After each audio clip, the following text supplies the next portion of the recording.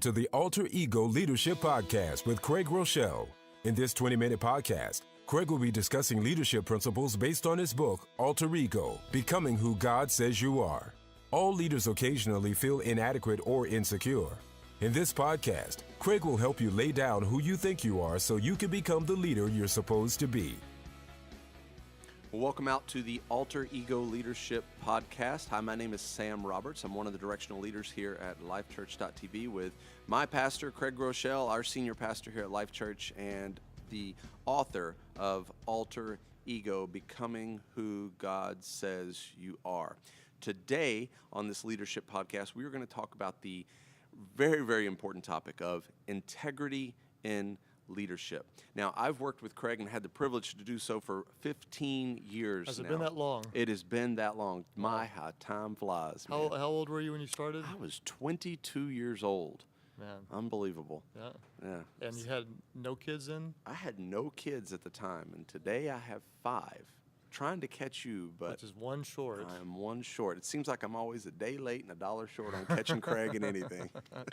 You can, if you want to overtake me on kids, you can. I'm not looking for that finish line anytime soon. But you know, one of the things, having been with you so long, people will sometimes ask me, hey, you know, listen, is Craig really that same guy? Is he really as fun off stage? And you know, is he really? What's he really like? You know, they all want to know. And I always go back and start telling them stuff like, well, there was a time in the offices that we actually, it snowed, and here where we live in Oklahoma, that's not the biggest thing. Yeah, we had the snowball fight inside the building. Every kid's dream. It was the greatest thing ever. It didn't end as a snowball fight. It didn't end as a snowball fight, actually, and I would have to say that I sprung an ambush while Craig was diligently studying and working for a message for the weekend. I knocked on his door, opened it, and just started throwing snowballs. Blindsided me.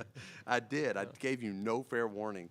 And but then I didn't get any fair warning that he was going to get up and chase me down and tackle me in the hallway. Somebody got choked out on that deal. You know, I don't think it was me. I think there might have been a tap out somewhere involved with that whole thing. So definitely. But, you know, one of the things, too, you know, we've had a lot of fun over the years. And, you know, the thing that I can say is that over the course of 15 years, one of the greatest compliments I could probably give you is that, man, you're the same person on the stage as you are off the stage, and so down to earth and so full of integrity, and has been such a great role model for integrity as a dad and watching that, and integrity as a husband, and also as integrity as a leader. And so I'm curious, as we kind of start out today, Craig, as man, you do really epitomize integrity in my mind.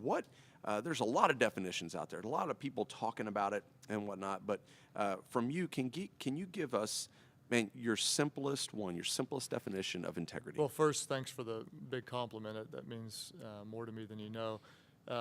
I'll give you my definition, but I love what, I think John Maxwell, I'll try to get it right, what he says. He says, success is when the people that know you best love and respect you most. And I really like that. I think that plays a lot into integrity. For me, if you wanted to push me and say, make it as simple as you can, I'd say, Sam, it's when your behavior matches your beliefs. And as simple as that definition is, when it comes to leadership, you cannot do anything that's more important as a leader than have your behavior match your beliefs. People don't need to see us as the perfect leader, but they really do need to see us as a perfectly honest leader and one who has integrity. I'd say it this way: it's when, as a leader, when your values and your actions align. In fact, just the word integrity, the root of the word, it implies having an integrated life where there's not a compartment over here and another compartment, but it's all integrated. And it's when our public life is consistent with our private life. It's when what you say lines up with what you do. Someone said this. I like the quote: "Integrity is who you are when no one's looking." That's really good. It's great to think about that. It makes me go back to thinking about I played basketball in college, and I can remember having to run lines. Sam was an All-American basketball player. That could be debated a little bit. All conference for sure. But I can remember. But you've graduated long enough to where it's All-American now, right? That's you get far enough away from it. Next thing you know, you are an All-American for sure. Absolutely. Kind of like, yeah. So, but one of the things we always had to do, as many athletes and people do, you had to run lines. You get in trouble. And I can remember guys slacking off when coach's back was turned and stuff like that. And that whole concept just being drilled into me is, man, it's a matter of who you are and how hard you go whenever people aren't looking.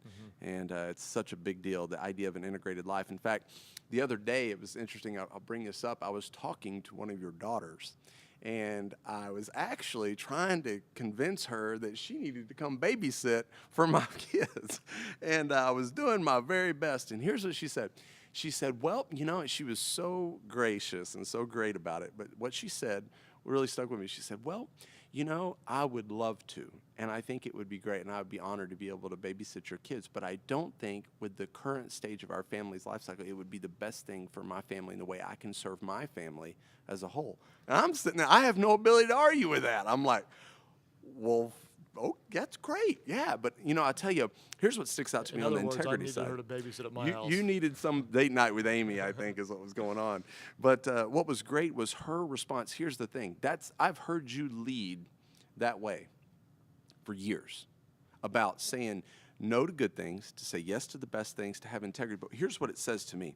It says to me that the way that you lead your kids actually coincides exactly with the way that you lead the church and every other aspect of what's going on in your life, because your daughters are actually mirroring the very examples that you've given us as leaders in the church. And no matter if you're in business or whatever, in leadership. You caught him in a good moment, right? Hey, she was in a great moment, so it was very good, but it really speaks to the integrated life there, for sure. Well, I think it's important that we really work to, like she did, tell the truth, because our reputation and our integrity are really two different things. Our reputation is who other people think we are, but our integrity is who we really are. And ultimately, Sam, as you know, as a leader, who we really are is all that matters, because who we are will eventually come out over time. It always does. If you're fudging in some place, if you've got a compartmentalized life, if you've got some secrets going on, if you're hiding the truth, those things will eventually come out in us as leaders, and they can be tremendously damaging. In fact, I would say the best way to build an organization is with trust, and trust is always built on leading with integrity. And the fastest way to kill an organization is with a breach of integrity with the leadership. And we've seen it over and over and over again. You want to destroy an organization quickly, the fastest way to do it is with a breach of trust and a breach of integrity. And when you think about it, we see it over and over and over again where leaders end up doing something to compromise their integrity or compromise the values of the organization. It comes crumbling down.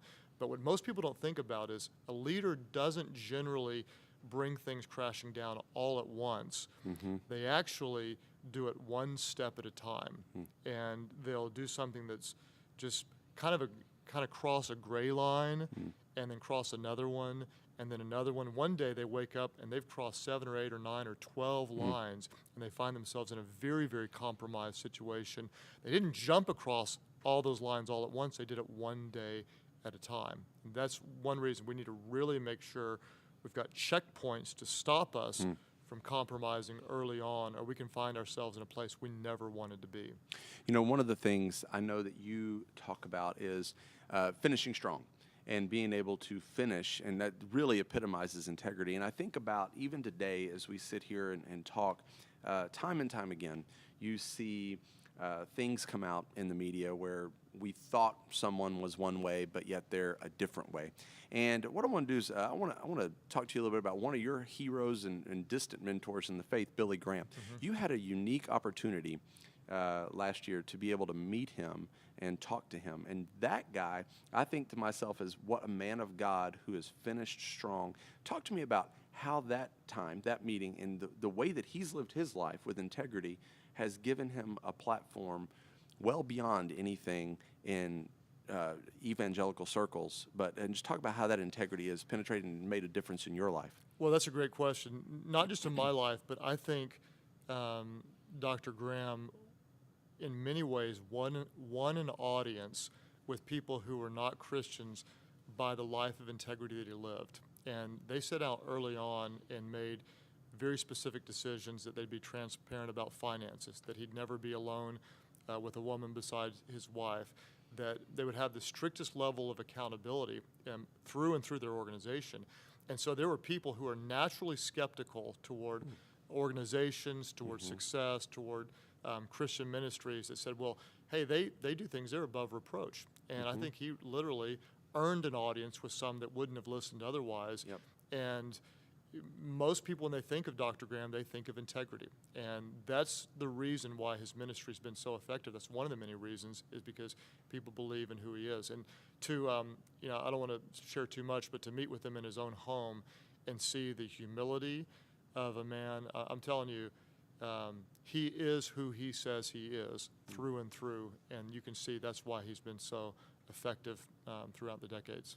That's good. Craig, one of the things you've talked about is, as a leader, asking the question and drilling the importance of integrity into our minds is, what's your integrity worth? Right.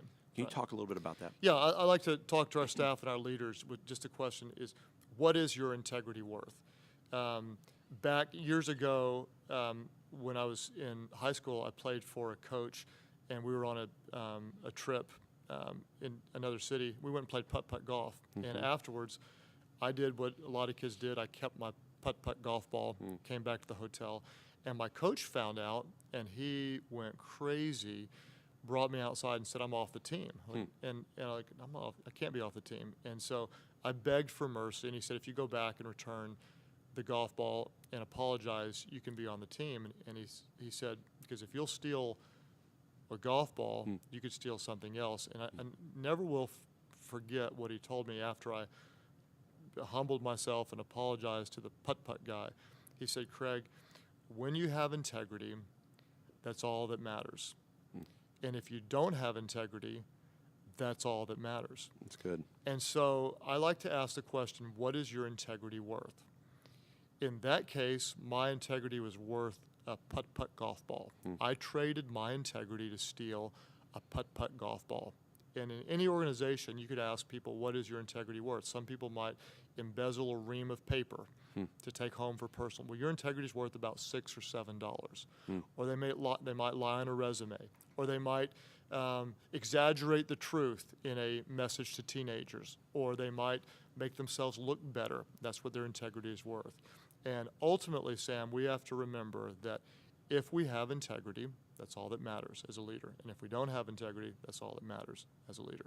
That's such a great statement. I love that, and it just rings in our ears. And I can't imagine anyone listening today that would not want to be a person of integrity, but many times people fall. So let's talk about this. What advice would you give to a leader who says, man, I want to lead with integrity? Yeah, I'll be real practical. I'd say 4 things. The first thing is be truthful. Again, you don't have to be perfect, but you need to be perfectly honest. And especially when things aren't going well in the organization, sometimes they're not, the best thing you can do is tell the truth and say, here's where we are. I made an investment in with a group of people, and the investment's not going well. And I got a letter yesterday that said, here's our losses, here's the decisions that we made that were bad, here's how much we're down. And I read it, and I said, I don't like hearing that, but I'm so glad they're telling me the truth. And they have my respect because they have integrity. I can't tell you how many times I've seen leaders do the exact opposite. They'll spin the story. They'll try to make it look better than it is. And you lose integrity when you don't tell the truth. When something goes wrong, tell the truth. In our world, something that we had to deal with earlier last year was moral failure. And so a lot of people say, well, you can't trust the church because one of the pastors had a moral failure. Well, one of the best things you can do is use a tragedy like that to tell the truth, to try to help bring healing, and you actually build trust when you tell the truth rather than losing trust when you try to skirt the main issues. So the first thing I'd say is be truthful. Another thing I'd say, Sam, You want to have integrity that seems really simple, but be authentic. Be who you are as a leader. Don't try to be somebody else. Especially, my gosh, in what we do when we're trying to reach the younger generation, if we are not authentic, they're going to see right through us, and we have no credibility. So if you're older, don't try to be younger. If you're younger, don't try to be older. If you're not cool, don't try to be cool. Be yourself. Be yourself as a leader, and that builds trust and integrity. Let me ask a question on that. You've talked about times when, especially early on, and I'll put this in a ministry context, but it's so true about any leadership context, and there's so much content available to us today that we can hear leadership talks from this person or that person, or in our case, different messages. You talked about a couple of guys that really influenced you as a young pastor, Rick Warren out in California, Saddleback, and then Bill Hybels up at Willow Creek, and that you really early on in ministry found yourself trying to become a little bit like them. And then you had to find your own voice. And what was that process like for you, and how did you do that? Well, I didn't know who I was as a leader or a communicator, and so I tried to lead and communicate like others. And people could see through that. I wasn't myself. And I think it's okay to learn from others and even experiment in leading like others, but ultimately you have to realize you're not like anybody else. If you try to be somebody else, you're not going to be who you're created to be. And you're going to fail at trying to be anybody else. And so authentic leadership matters. People aren't looking for us to be perfect, but they do want us to be who we are. That's great. So be truthful, be authentic. What other tidbits of advice would you give those who say I'd want to say lead? two other things. Be transparent as a leader, and that I'd apply that on a couple different levels. One is, if you're living a life of integrity, you don't need to hide things. And sometimes leaders keep secrets. They try to, I think, especially in our world, we'll try to keep too many things to ourselves. I like to be transparent about finances of the organization. I like to be transparent about where we are. And then on a personal level, if we mess up, which we will, if we make a bad decision, which we will, if we make a sinful decision, if we will, we need to be transparent early and admit that we're wrong, ask for help. And that doesn't mean we're perfect, but means we're honest. And then the final thing, I think, Sam, is that we need to be accountable. We need to have people over us, around us, that speak into our lives, that can hold us accountable to decisions about finances, that we have financial integrity, to decisions about morals, to decisions about leadership. We need to have people that can correct us. And I believe in having accountability over us as leaders. I believe in moral accountability, meaning I want my devices monitored so I'm not tempted to look at something I shouldn't look at. I want accountability when I travel, both to keep me from being tempted to stray and also from even having the appearance of doing something that's wrong. And I believe that the more integrity we have, the more open we are to a lot of accountability. It's wise, and we're not afraid. We're not hiding something. Ultimately, I'd say that when you have integrity, that's all that matters. And when you don't have integrity, that's all that matters. Man, that is so good, Craig, and a great place to end for us today as we wrap up this Alter Ego Leadership Podcast. Thank you so much for being a person of integrity that we can look up to and learn from. No more snowballs in my office. None will be there, that's for sure, because I don't want to be tackled again. Thank you so much for your time, and man, you can pick up the Alter Ego book at anywhere great books are sold. Thank you for tuning in, and catch us next time on the Alter Ego Leadership Podcast. Thanks so much for listening to the Alter Ego Leadership Podcast with Craig Rochelle. There are more Alter Ego messages plus many others available on iTunes, keyword lifechurch.tv, or watch for free at www.lifechurch.tv. If you are a church leader looking for free resources, check out open.lifechurch.tv. And don't forget to download the free YouVersion Bible app to your mobile device at www.bible.com/download.